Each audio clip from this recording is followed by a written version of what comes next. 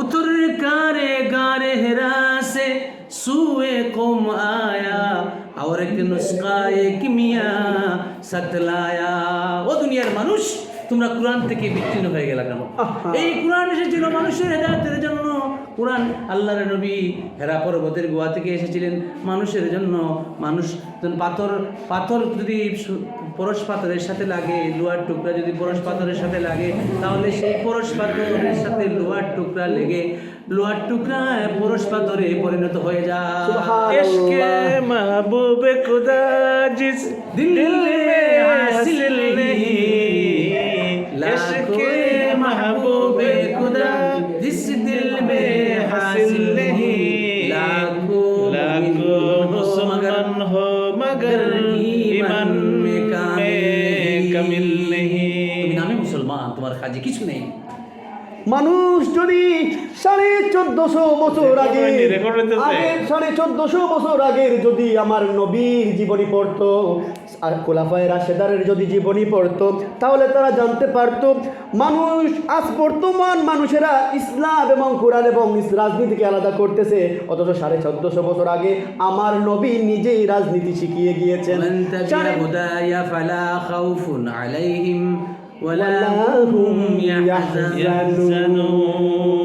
ওরা কি দেখে না, ওরা কি শুনে না, ওরা কি বধির? আল্লাহ বলতেছেন দিল হলো 3 প্রকার, একটা হলো সুস্থ দিল, একটা হলো অসুস্থ দিল, একটা হলো মৃত দিল।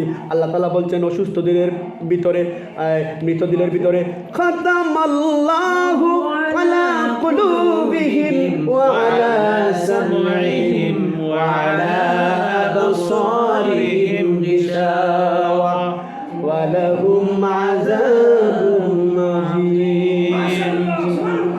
তুমিনুনা বিল্লাহি ওয়া রাসূলিহি ওয়া তুজাহিদুনা ফি সাবিলিল্লাহি আমওয়ালিকুম ওয়া আনফুসাকুম লাআল্লাকুম তাত্তাকুন। সুবহানাল্লাহ। আল্লাহ তাআলা বলেন তোমরা যদি আমার প্রতি এবং রাসূলের প্রতি ঈমান এনে থাকো, তাহলে আমার রাস্তায় জিহাদ করো। কি করতে হবে? জিহাদ। জিহাদ শব্দটা আমাদের সমাজ থেকে উঠে গেছে। জিহাদ শুনলেই মানুষের ভিতরে কম্পন সৃষ্টি হয়ে যায়, কিন্তু জিহাদ বুঝতে হবে জিহাদ জিনিসটা কি। নিজের সাথে নিজের জিহাদ করতে হবে। ফজরের নামাজ পড়া হয় না, আন-নাফসু জিহাদ কি? আউয়াল জিহাদ। ঠিক আছে, শুরু করেন। قل إن كنتم تحبون الله فاتبعوني يحببكم الله ويغفر لكم ذنوبكم والله غفور رحيم। আল্লাহ পাক বলেন যদি তোমরা আল্লাহকে ভালোবাসতে চাও, তাহলে আমার নবী মুহাম্মদ রাসূলুল্লাহ সাল্লাল্লাহু আলাইহি ওয়াসাল্লামকে অনুসরণ করো। আল্লাহকে যে পাইতে চায়, হযরতকে ভালোবেসে, আল্লাহকে যে পাইতে চায়, আরশ কুরসি লৌহ কলম, আরশ কুরসি লৌহ কলম না চাইতে পেয়েছে সে, হযরতকে ভালোবেসে, আল্লাহকে যে পাইতে চায়, হযরতকে। ওরা রাজনীতি আর ইসলামকে আলাদাভাবে দেখে। করে দুঃখ ছাড়া কি পেয়েছি অবিশ্বাসী, দেখে নাচে হযরতে মোর ভালোবাসি। এই দুনিয়া দিবারাতি ঈদ হবে তোর নিত্য সাথী, এই দুনিয়া দিবারাতি ঈদ হবে তোর নিত্য সাথী। তুই যা চাস তা পাবে তাই, তুই যা চাস তা পাবে তাই, হযরতে মোর ভালোবেসে আল্লাহকে পেতে চাই, হযরতকে ভালোবেসে, আল্লাহকে যে পাইতে চায়, হযরতকে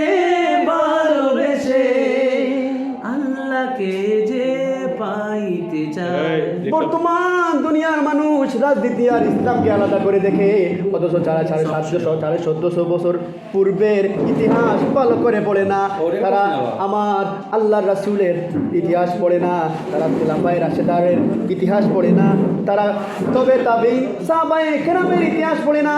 আল্লাহর রাসূল ছিলেন একজন জীবন্ত রাজনীতিবিদ, যিনি একজন মানুষের জীবন জন্মলগ্ন থেকে শুরু করে মৃত্যুর আগ পর্যন্ত কিভাবে কেমন করে চলতে হবে আল্লাহর রাসূল তা শিখিয়ে গেছেন।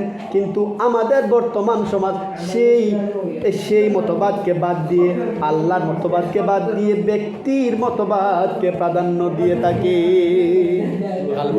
সুতরাং আমাদের যে করণীয় সেটা হচ্ছে কুরআন, লেনিনের আদর্শ নিয়ে মানুষ। হ্যাঁ, মুসলমানদের জন্য কার্ল মার্ক্সের আদর্শ নয়, মুসলমানদের আদর্শ হচ্ছে বিশ্বনবী মুহাম্মদুর রাসূলুল্লাহ সাল্লাল্লাহু আলাইহি সাল্লাম আমাদের আদর্শ। পরিশেষে যে কথাটি বলতে চাই, আল কোরআন লাকাদ কানা লাকুম ফি রাসূলিল্লাহি উসওয়াতুন হাসানাহ। আল্লাহ তাআলা রাসূলের মধ্যেই দিয়েছেন ফি, এই ফি শব্দটি দিয়েছেন রাসূলের মধ্যেই সর্বোত্তম আদর্শ। সুবহানাল্লাহ। সুতরাং আপনাকে জীবন গঠনের জন্য 1450 বছর পূর্বের আমার নবীর দেওয়া সেই কোরআন এবং হাদিসের অনুসরণ করে 1450 বছর পূর্বের সাহাবায়ে কেরাম তবে তাবিনের মতো আমাদের জীবন পরিচালনা করতে হবে। তাহলে ইসলাম এবং কোরআনকে আলাদা করে দেখা যাবে না, ইসলাম এবং কোরআনের মধ্যেই আমাদের জীবনকে পরিচালনা করতে হবে। এই প্রত্যাশা রেখেই আমি ইসাক বিদায় নিচ্ছি। আসসালামু আলাইকুম।